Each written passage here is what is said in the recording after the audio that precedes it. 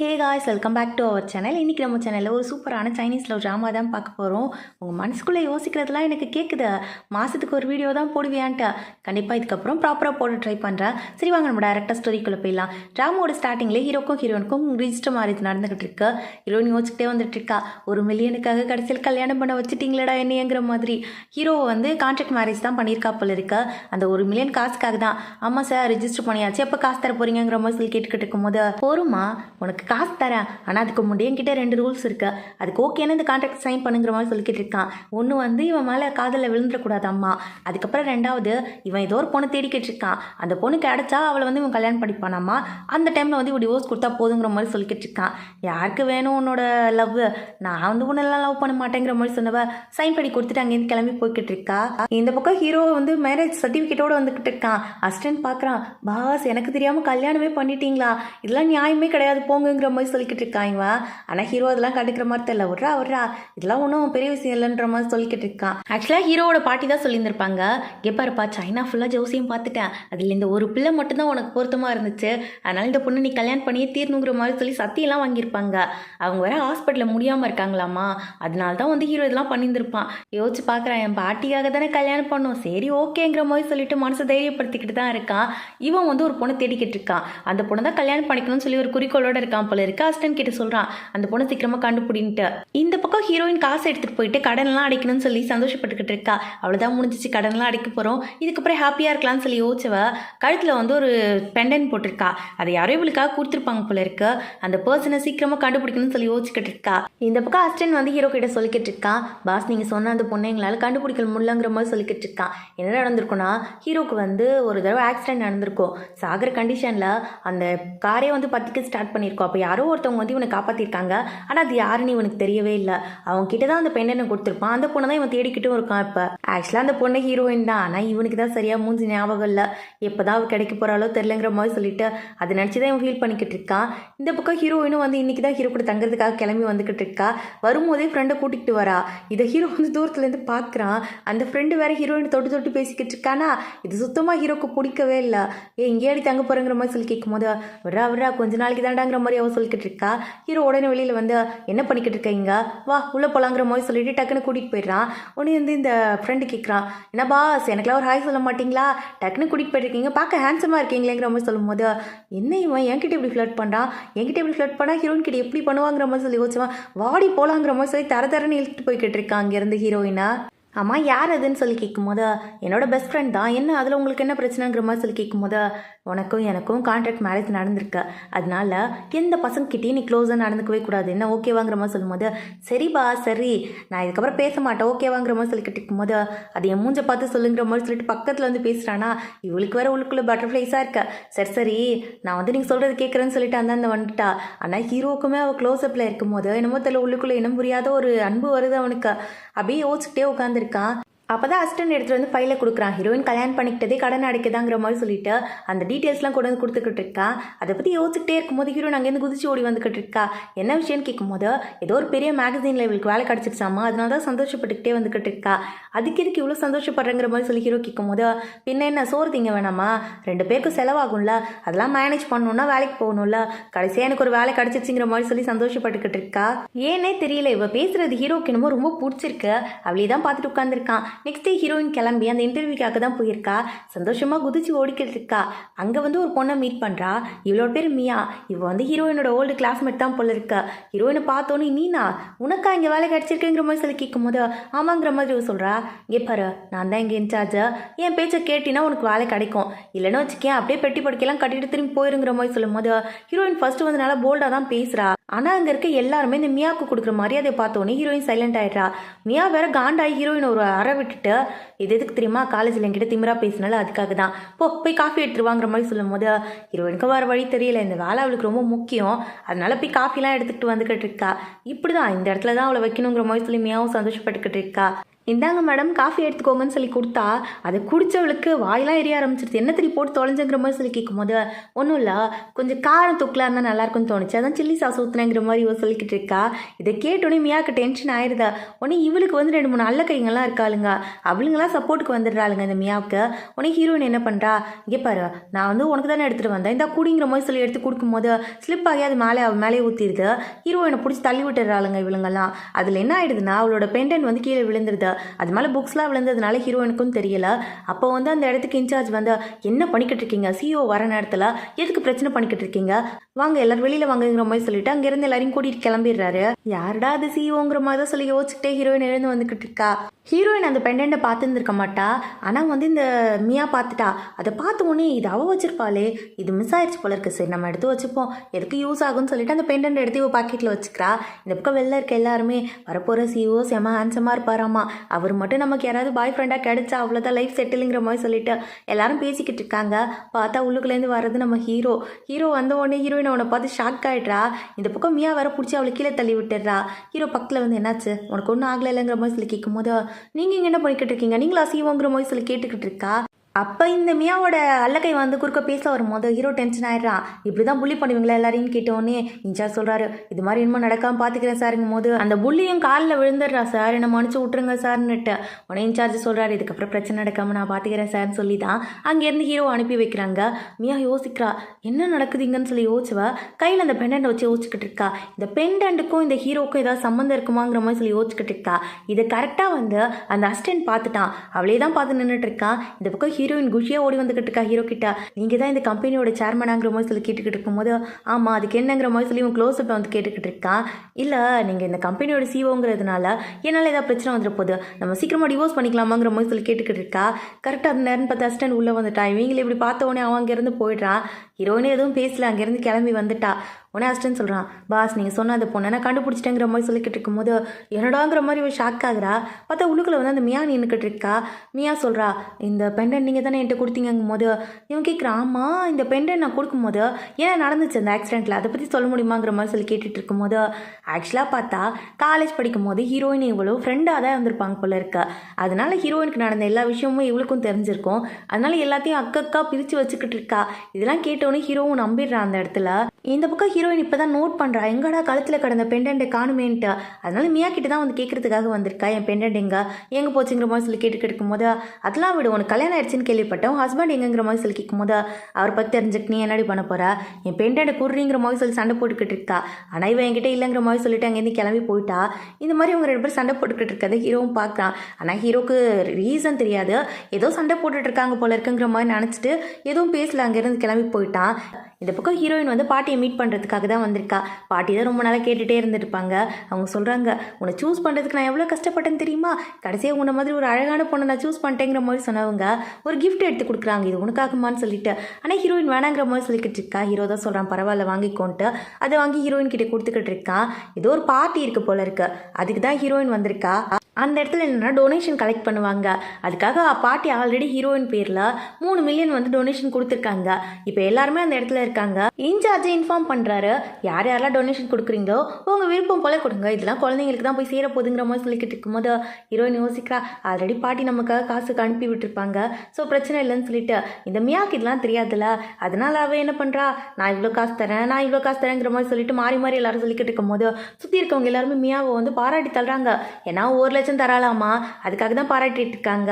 Heroine கிட்ட கேட்குறாங்க, நீ எவ்வளோ தரப்போறங்கிற மாதிரி சொல்லிட்டு. ஹீரோயின் சொல்கிறா, ஆல்ரெடி நான் கொடுத்துட்டேன், நீங்கள் வேணால் செக் பண்ணி பாருங்கள் லிஸ்ட்டுங்கும் போது என்ன நடிக்கிறியாங்கிற மாதிரி சொல்லிட்டு இந்த மியா கேட்டுக்கிட்டு இருக்கா. நீ வேணால் செக் பண்ணி பாருங்கிற மாதிரி சொல்லிக்கிட்டு இருக்கும்போது லிஸ்ட்டை செக் பண்ணி பார்த்தா ஆல்ரெடி நேற்றே பே பண்ணிட்டாங்க, 3 மில்லியனுங்கிற மாதிரி போட்டிருக்கு. இன்சார்ஜாக ஷாக் ஆகிடுறாரு, எம்மா 3 மில்லியன் கொடுத்துருக்கேமான்னு சொல்லிட்டு சந்தோஷப்பட்டுக்கிட்டு இருக்காரு. மியா ஒன்றுமே புரியல, என்ன நடக்குதுங்க, எப்படி அவளால் 3 மில்லியன் கொடுக்க முடியுங்கிற மாதிரி சொல்லி கேட்டுக்கிட்டு இருக்கும்போது இவ என்ன பண்ணுறா, ஹீரோயினை பிடிச்சி கீழே தள்ளி விட்டுறா. அதில் என்ன ஆயிடுதுன்னா ஹீரோனோட கழுத்தில் போடுது அந்த செயின் வந்து கட் ஆகிடுது. ஹீரோனுக்கு டென்ஷன் ஆயிடுது, என்னோட பாட்டி எனக்காக பாசமாக கொடுத்தது எப்படி இப்படி பண்ணுன்னு சொல்லி ஓங்கி கணத்துலேயே ஒரு அற விடுறா. இந்த மாதிரி மாற்றி மாற்றி 2 பேரும் சண்டை போட்டுட்டு இருக்காளுங்க அந்த இடத்துல. அப்போ கரெக்டாக ஹீரோ உள்ளே வரான். வந்து அவன் என்ன பிரச்சனை, எதுக்கு இப்படி பிரச்சனை பண்ணிக்கிட்டு இருக்கீங்கிற மாதிரி சொல்லி கேட்கும்போது சுற்றி இருக்க எல்லாருமே இந்த மியாக்கு தான் சப்போர்ட் பண்ணுறாங்க. ஹீரோயின் எக்ஸ்பிளைன் பண்ணலான்ட்டு வரா. ஆனால் ஹீரோ என்ன சொல்லிடுறான் ஒரே வார்த்தையில், சரி முடிஞ்சிச்சு, நடந்தது நடக்கட்டும், நான் உனக்கு வேறு செயின் வாங்கி தரேன், பிரச்சனை இதோட விட்டுருங்கிற மாதிரி சொல்லிக்கிட்டு இருக்கா. இந்த மியா வேற போய் அவன் பக்கத்தில் ஒட்டி ஒட்டி உரசி பேசிக்கிட்டு இருக்காளா. இது ஹீரோ எனக்கு சுத்தமாக பிடிக்கல. சரி ஓகே ஏதோ ஒன்று பண்ணி தொலைங்கன்னு சொல்லிட்டு விட்டுட்டு அங்கேருந்து வந்துட்டா. எல்லாருமே வந்து அந்த ஃபங்க்ஷன் நடந்ததுனால சரி கடைசியாக சாப்பிட்லான்னு சொல்லிட்டு டின்னர் தான் சாப்பிட வந்திருக்காங்க. சரி சும்மா டின்னர் சாப்பிட்டா நல்லா இருக்காதே, ட்ரூத் ஆர் டேர் கேம் மாதிரி விளையாடலாம்னு சொல்லி பிளான் பண்ணுறாங்க. ட்ரூத் ஆர் டேர் கேமில் ஃபஸ்ட்டு ஹீரோவோட பக்கம் தான் பாட்டில் நிற்கிது. அதனால என்ன சொல்கிறாங்கன்னா, உங்கள் பக்கத்தில் இருக்க பொண்ணை கிஸ் பண்ணுங்கிற மாதிரி சொல்லிக்கிட்டு இருக்காங்க. இவன் பக்கத்தில் உட்காந்துருக்கதும் மியா கிஸ் பண்ணுற மாதிரி பக்கத்தில் வரைக்கும் போயிட்டான். அப்போ என்ன நினச்சான்னு தெரியல. இல்லை வேண்டாம், நான் வந்து ட்ரிங்க் பண்ணிக்கிறேன், ஒன்றும் பிரச்சனை இல்லைங்கிற மாதிரி சொல்லிட்டு குடிச்சிடுறான். மியா யோசிக்கிறான், ஏன் இவர் நம்மளை கிஸ் பண்ணலன்ட்டு. சரி நெக்ஸ்ட் ரவுண்ட் விளையாடலான்னு சொல்லிட்டு திருப்பி பாட்டில் வந்து திருப்பி விடுறாங்க. அது வந்து இப்போ ஹீரோயின் பக்கம் நிற்கிது. இப்போ ஹீரோயினுக்கு அதே டாஸ்க் தான் கொடுக்குறாங்க. இங்கே இருக்கிற யாரை வேணால் கிஸ் பண்ணலாம், ஒன்றும் பிரச்சனை இல்லைங்கிற மாதிரி சொல்லிக்கிட்டு இருக்கும்போது எங்கே இவ வேற யாரையாவது கிஸ் பண்ணிடுவாளோன்னு சொல்லி யோசிச்ச ஹீரோ டக்குன்னு வந்து இவளை கிஸ் பண்ணிடுறான். இவ எதுவுமே பேசல, அங்கேருந்து எழுந்து வந்துட்டா. எதுக்கு இவர் இந்த மாதிரி பண்ணிக்கிட்டு இருக்காரு, எல்லோரும் முன்னாடி எதுக்கு என்ன கிஸ் பண்ணாருங்கிற மாதிரி சொல்லி ஃபீல் பண்ணிக்கிட்டு இருக்கும்போது அந்த இடத்துக்கு மியா வந்து என்ன அவனை கிஸ் பண்ணிட்டான்னு சந்தோஷப்பட்டுக்கிட்டு இருக்காங்க போது அவன் கிஸ் பண்ணா என்ன, கிஸ் பண்ணலன்னா உனக்கு என்ன, அதில் உனக்கு என்னடி பிரச்சனைங்கிற மாதிரி சொல்லி கேட்டுக்கிட்டு இருக்கா. உடனே மியா கண்ணத்துலேயே ஓங்கி ஒரு அற விட்டுக்கிட்டு இருக்கா. ஏன்னா அவன் எனக்கு சொந்தமானவங்கிற மாதிரி சொல்லிக்கிட்டு இருக்கா. அப்போதான் ஹீரோயின் நோட் பண்ணுறா, இந்த மியா வந்து ஹீரோயின் கொடுத்தால அந்த பெயிண்டை வந்து வச்சிருக்கிறதா. அது என்னோடது தானே, அது எப்படி உங்ககிட்ட வந்துச்சுங்கிற மாதிரி சொல்லி கேட்கும் போது இல்லை அது என்னோடதுங்கிற மாதிரி சொல்லி சண்டை போட்டுக்கிட்டு இருக்கா. அந்த நேரம்னு பார்த்து ஹீரோ உள்ளுக்குள்ளே வந்துட்டான். ஹீரோ வந்து பார்த்துட்டு என்ன பண்ணிக்கிட்டு இருக்கா, எதுக்கு மியாவை நீ அடிச்சங்கிற மாதிரி சொல்லி கேட்டுக்கிட்டு இருக்கான். மியாவும் அப்படியே வேணுமோ இவனுமோ நல்லவ மாதிரியும் ஹீரோயின் இவ்வளோ புள்ளி பண்ண மாதிரியும் நாடகம் போட ஆரம்பிச்சிடறா. ஹீரோயின் கட்டுப்பாயிருது, ஓங்கி கணக்குலேயே ஒரு அற விட்டுட்டு இதான் ஒரிஜினல் புல்லிங் பாத்தியாங்கிற மாதிரி சொல்லிட்டு சமைய அடிக்க ஆரம்பிச்சிடறா. ஹீரோ தான் இங்கே பிரச்சனை வேணான்னு சொல்லிட்டு அங்கேருந்து இந்த மியாவை கூட்டிட்டு கிளம்பிட்டான். வீட்டுக்கு வந்த ஹீரோயினுக்கு வயிற்றுச்சலா இருக்கு. ஏன்டா என்ன கல்யாணம் பண்ணிட்டு அவளையா கூட்டிட்டு போற, நீலாம் நல்லாவே இருக்க மாட்டேடான்னு சொல்லி சாபம் விட்டுக்கிட்டே தான் உட்காந்துருக்கா அந்த இடத்துல. அப்பதான் வந்து ஹீரோ உள்ளுக்குள்ள வரான். அம்மா உனக்கு என்ன பிரச்சனை, எதுக்கு அவகிட்ட பிரச்சனை பண்ணிக்கிட்டு இருக்கங்கிற மாதிரி சொல்லி கேட்டுக்கிட்டு இருக்கும் போது எனக்கு ஒன்றும் பிரச்சனை இல்லையே, நான் ஏன் உங்கள்கிட்ட பிரச்சனை பண்ண போறேன், நீங்க தேடின பொண்ணு அவளா இருந்தா இப்போ டிவோர்ஸ் கொடுக்குறாங்கிற மாதிரி சொல்லிக்கிட்டு இருக்கும் போது லூஸ் ஆனின்னு உனக்கு புரியுதா இல்லையா, நீ அவளை புள்ளி பண்ணியிருக்க, நான் தான் வந்து அவளை காப்பாத்தினேன், உன்னையும் பிரச்சனைலேருந்து காப்பாத்திருக்கங்கும் போது அடியா சரி அதுக்கு என்ன பண்ணுங்கிற மாதிரி சொல்லிட்டு இவ ரொம்ப நக்கலாக பேசிக்கிட்டு இருக்காளா.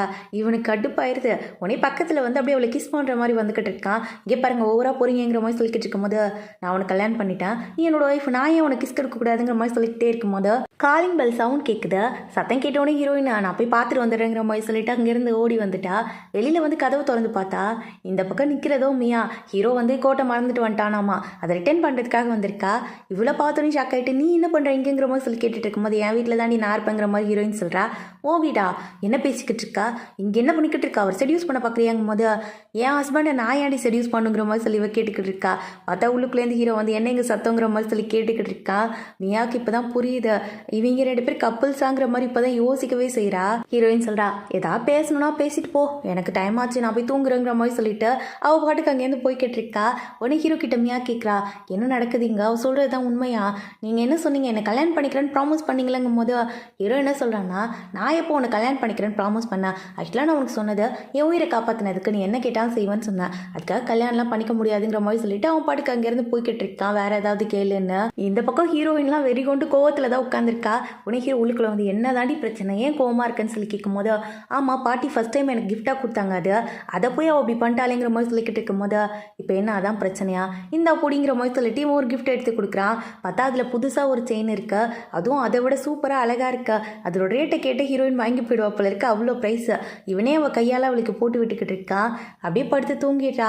காலைல கண்ணு முழிக்கும் போதே அவங்க ஸ்டெப் மாம் கிட்டேருந்து தான் கால் வருதா. ஆக்சுவலாக பார்த்தா இவ கடனை அடைச்சதே இவளோட அங்கிள் ஒருத்தர் வந்திருப்பாரு, அவரோட கடனை தான் அடைச்சிருப்பா. அவரை கல்யாணம் பண்ணிக்கிட்டவங்க தான் இவங்க. ஆனால் வந்து எப்போவுமே வந்து இவ மாமாம் தான் கூப்பிட்டுட்டு இருப்பா. இவங்க ரொம்ப மோசமானவங்க போல இருக்கு, ஹீரோயினுக்கு ஒன்றுமே செஞ்சது கிடையாது.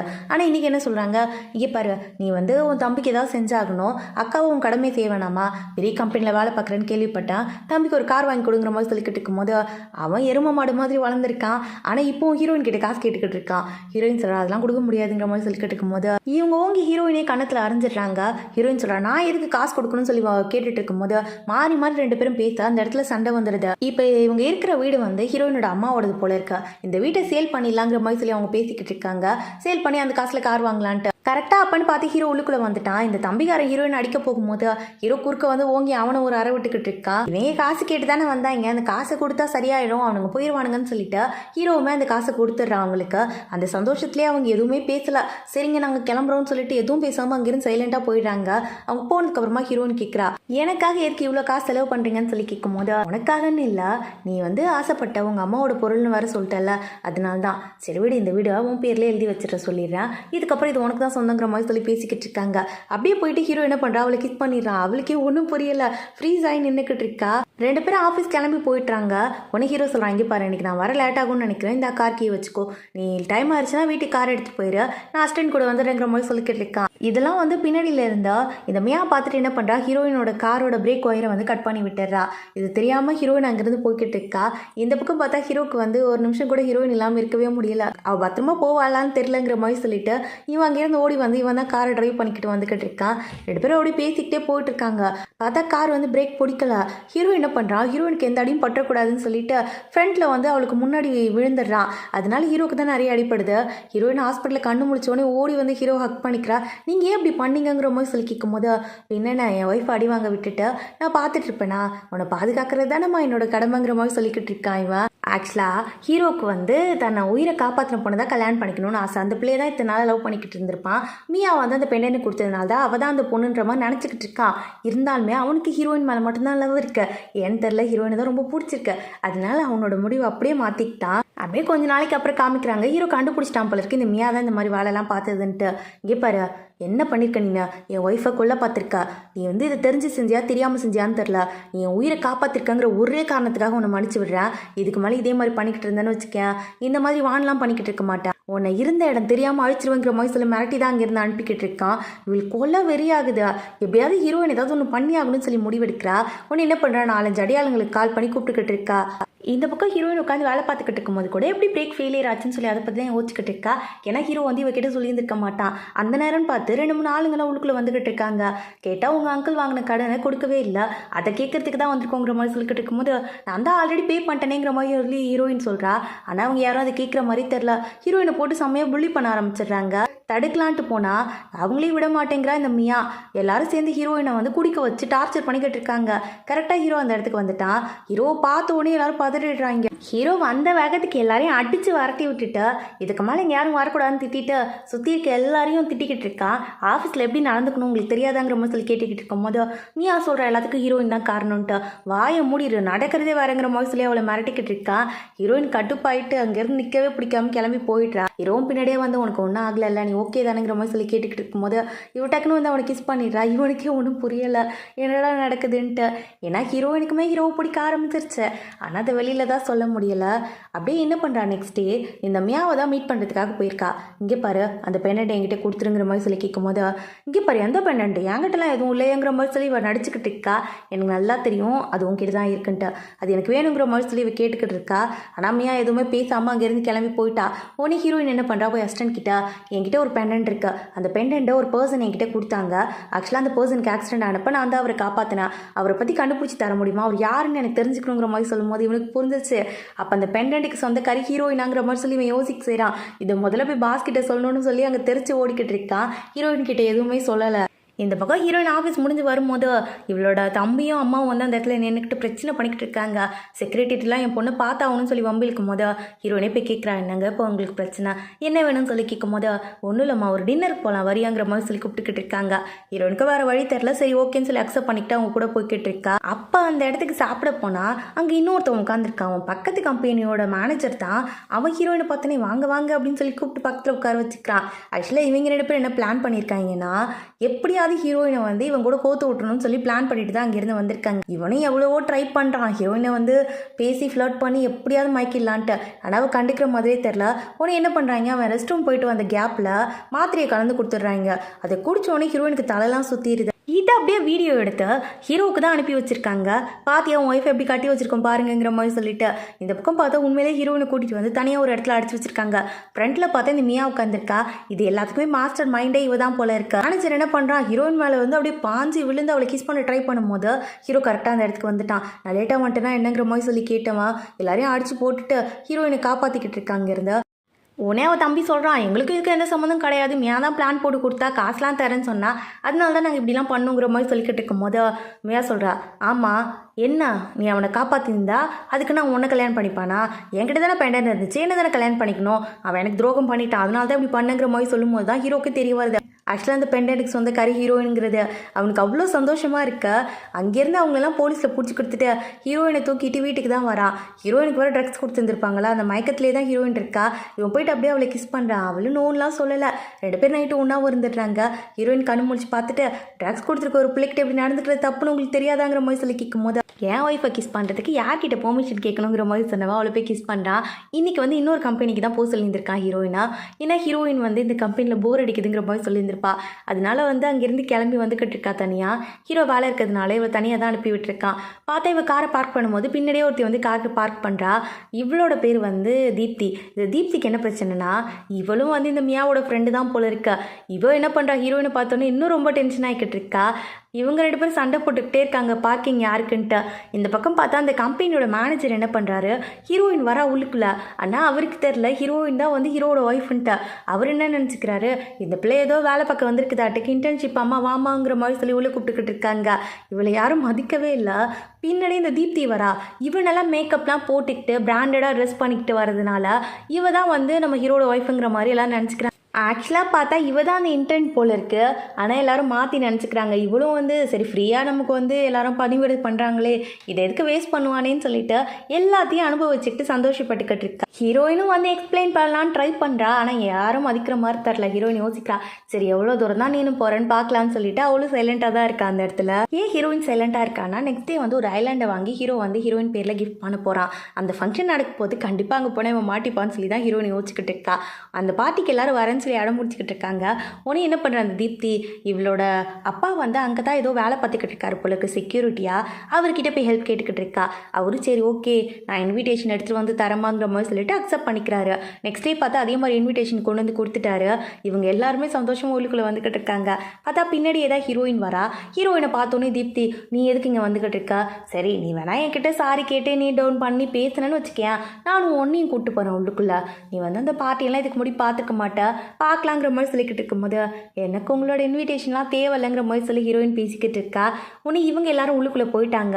ஹீரோயின் போகலான்னு பார்க்கும்போது அங்கே இருக்க செக்யூரிட்டி கார்டு வந்து ஹீரோயினை விட மாட்டேங்கிறாரு. உடனே ஹீரோயின் என்ன சொல்கிறா, வெயிட் பண்ணுங்கிற மாதிரி சொல்லிட்டு அசிஸ்டண்ட்டுக்கு கால் பண்ணுறா.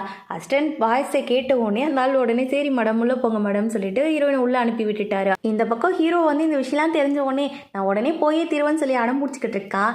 ஆனால் அவங்க அப்பா தான் சொல்கிறாரு, வெயிட் பண்ண நானும் வர 2 பேரும் ஒன்றா போகலாங்கிற மாதிரி சொல்லிக்கிட்டு இருக்காரு. ஏன்னா அவருக்கு வந்து ஹீரோ திடீர்னு ஒரு பொண்ணை பார்த்து கல்யாணம் பண்ணிக்கிறதுலாம் இன்ட்ரெஸ்ட் இல்லை.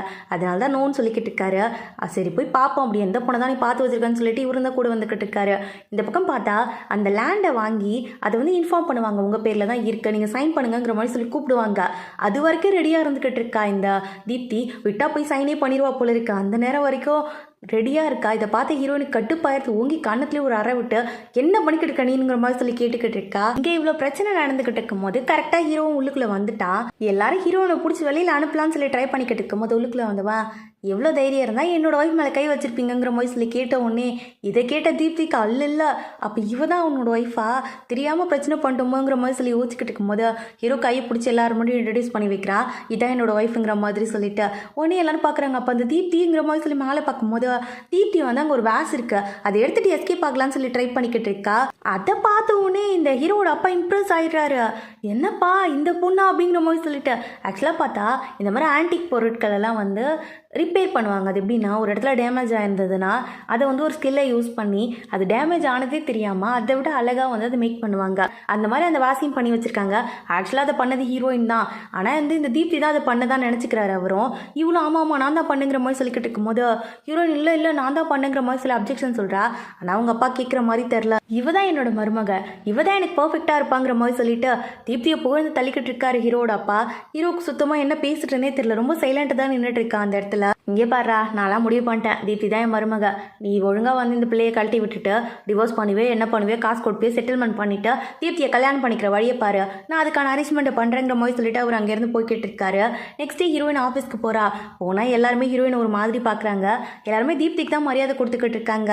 இதெல்லாம் பார்க்குற ஹீரோயினுக்கு கடுப்பாக இருக்கு. அப்போ தீப்தி என்ன பண்ணுறா, ஆல்ரெடி சைன் வாங்கின ஒரு பேப்பர்லேயே காஃபியை ஊற்றி எடுத்துகிட்டு வந்து கொடுத்த ஹீரோயின் கிட்ட, போ இதை போய் சைன் வாங்கிட்டு வாங்குற மாதிரி சொல்லிக்கிட்டு இருக்கா.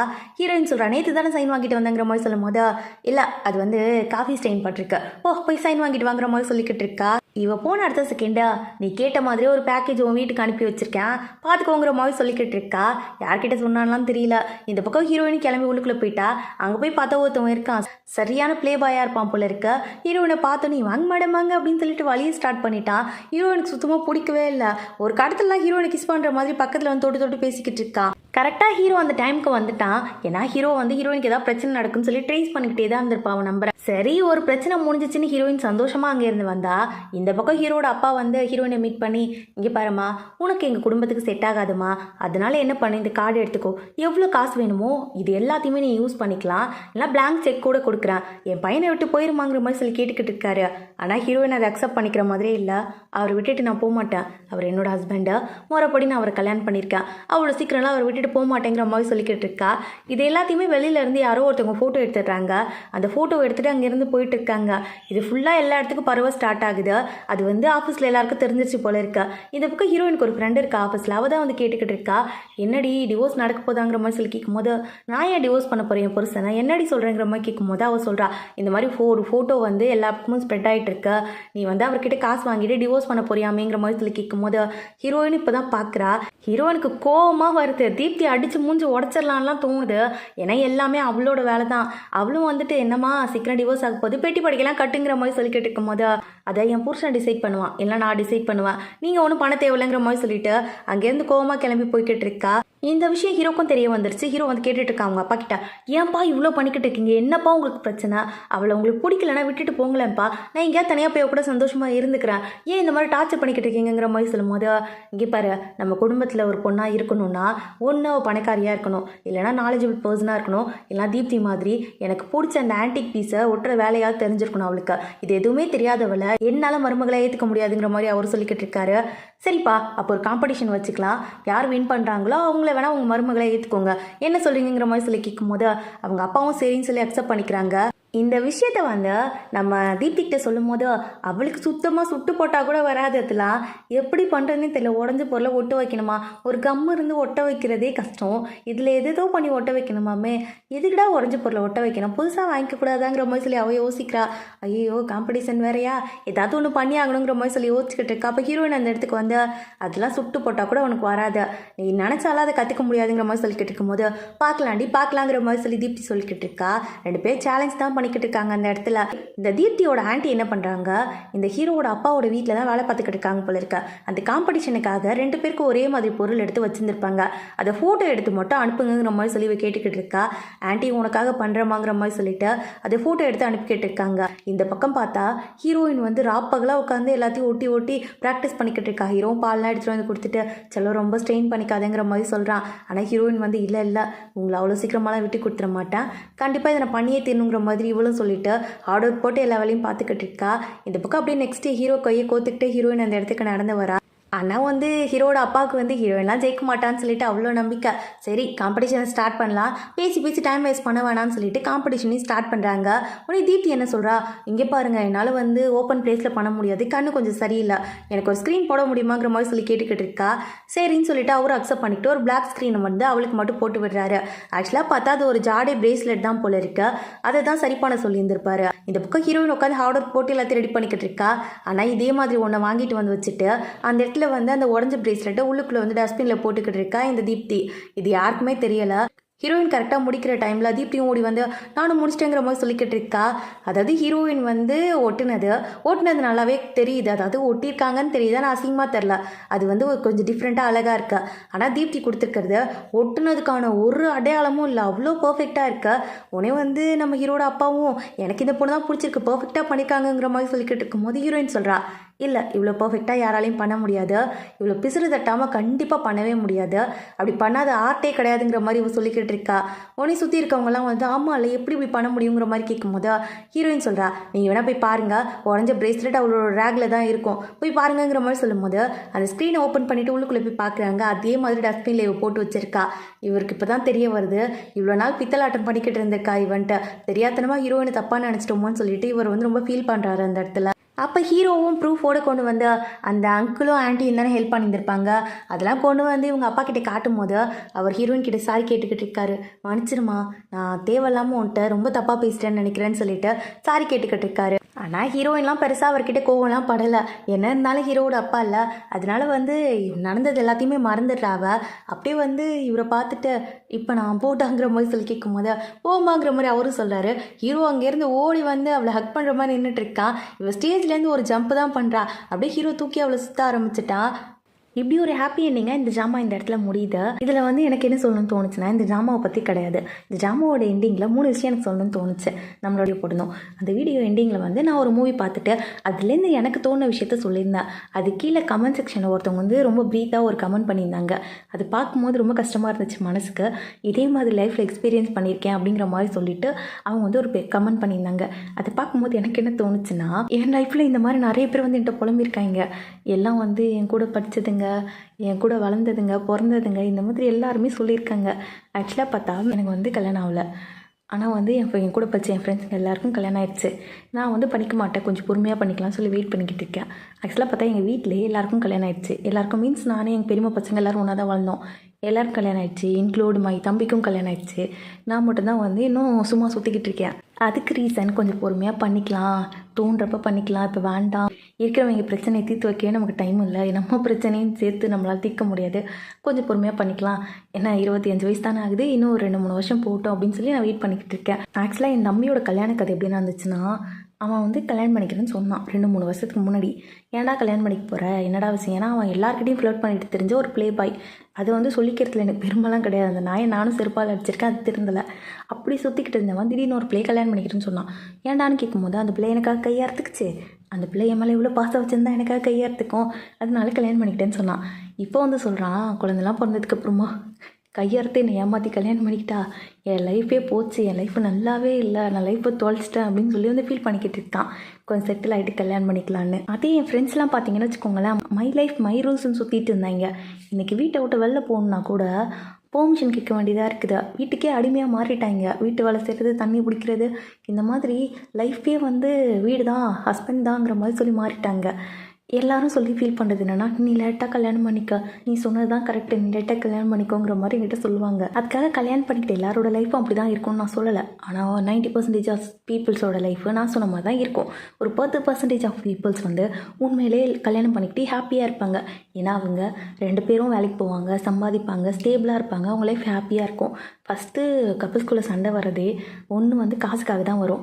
செலவு பார்க்க முடியல, இவ்வளோ செலவாகுது அந்த மாதிரி. அதனால பொண்ணுங்களாக இருக்க எல்லாருமே நான் சொல்கிற விஷயம் என்னென்னா, படிக்கும்போது கொஞ்சம் நல்லா படிங்க. நாலேஜ்க்காக படிக்கிறதுங்கிறத தாண்டி வேலைக்கு போகிறதுக்காக படிங்க. தயவு செஞ்சு வேலைக்கு போகிறதுக்காக படிங்க. ஒரு வேலைக்கு போங்க, ஒரு 5000 10,000த்துக்கு காசுக்கு வேலை கிடைச்சாலும் தயவு செஞ்சு வேலைக்கு போங்க. போய் கொஞ்சம் சேவிங்ஸ் உங்களுக்குன்னு சேர்த்து வச்சுக்கோங்க. நாளைக்கு உங்களை யாரும் கேள்வி கேட்க முடியாது. உங்களுக்கு தேவையானதை நீங்களே வாங்கிக்கலாம். யாரும் சொல்லி கட்ட முடியாது, இது என்னோட காசு அப்படின்னு சொல்லிட்டு உங்கள் ஹஸ்பண்டே சொல்ல முடியாது. ஏன்னா உங்களுக்கு தேவையானதெல்லாம் நீங்கள் உங்கள் காசில் வாங்கிப்பீங்களா? அதனால தான் சொல்கிறேன். ஸோ சொல்லணும்னு நினச்ச விஷயங்கள் இது மட்டும்தான். ஃபஸ்ட்டு விஷயம், பொறுமையாக கல்யாணம் பண்ணிக்கோங்க, லைஃப்பில் ஸ்டேபிள் ஆகுங்க. 2வது விஷயம், கையை அறுத்துக்கிறாங்கலாம் போய் கல்யாணம் பண்ணிக்காதீங்க, லைஃப் நாசமாக போயிடும். ஏன்னா கையை அறுத்துக்கிட்டு நான் கல்யாணம் பண்ணிக்கணும் ஃபோர்ஸ் பண்ணி உங்களை கல்யாணம் பண்ணிக்கிறவங்க கண்டிப்பாக சைக்கோவாக தான் இருப்பாங்க, சரிப்பட்டு வராது. 3வது விஷயம், கல்யாணம் பண்ணிக்கிட்டாலும் வேலைக்கு போங்க. கல்யாணம் பண்ணிக்கிறதுக்கு முன்னாடி வேலைக்கு போங்க. பொண்ணுங்களாக இருந்தால் கண்டிப்பாக வேலைக்கு போங்க, அதுதான் மஸ்ட்டு. அவ்வளோதான் சொல்லுவேன். இதோட இந்த வீடியோ முடிச்சுக்கலாம். வேறு ஒரு நல்ல வீடியோட சீக்கிரமாகவே பார்க்கலாம். அது வரைக்கும் ஸ்டே டியூன். Bye bye.